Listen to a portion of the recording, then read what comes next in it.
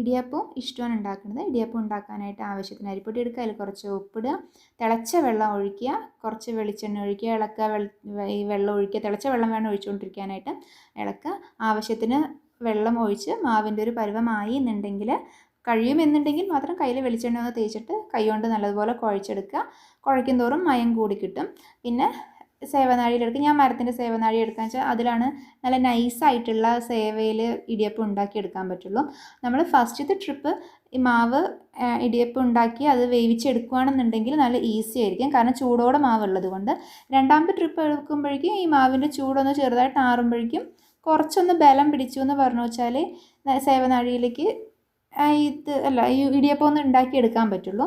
പിന്നെ ഇടിയപ്പത്തിന് കൂട്ടാനായിട്ട് ഇഷ്ടമാണ് ഉണ്ടാക്കണമെന്നുണ്ടെങ്കിൽ ആവശ്യത്തിന് സവാള, അതിലേക്ക് ചെറുതായി മുറിച്ച ഇഞ്ചി, പച്ചമുളക്, ഉരുളക്കിഴങ്ങ് ഇതെല്ലാം ഇട്ടിട്ട് നല്ല പോലെ ഒന്ന് വേവിച്ചെടുക്കുക. അതിനുശേഷം അതിലേക്ക് ഞാനിവിടെ ഇൻസ്റ്റൻ്റ് ആയിട്ടുള്ള തേങ്ങാപ്പാൽ പൊടിയിലാണ് ഉണ്ടാക്കുന്നത് കൊണ്ടാണ് പാൽപ്പൊടിയിൽ കുറച്ച് വെള്ളം ഒഴിച്ച് കലക്കിയിട്ട് ഇട്ടിട്ട് പിന്നെ അത് തിളപ്പിച്ചെടുത്തത് വേവിച്ചതിന് ശേഷം. അതല്ല തേങ്ങാപ്പാലാണെന്നുണ്ടെങ്കിൽ രണ്ടാം പാൽ ചേർത്ത് പിന്നെ ഒന്നാം പാൽ ഒഴിക്കുക. ഓഫ് ചെയ്തതിന് ശേഷം വെളിച്ചെണ്ണ ഒഴിക്കുക.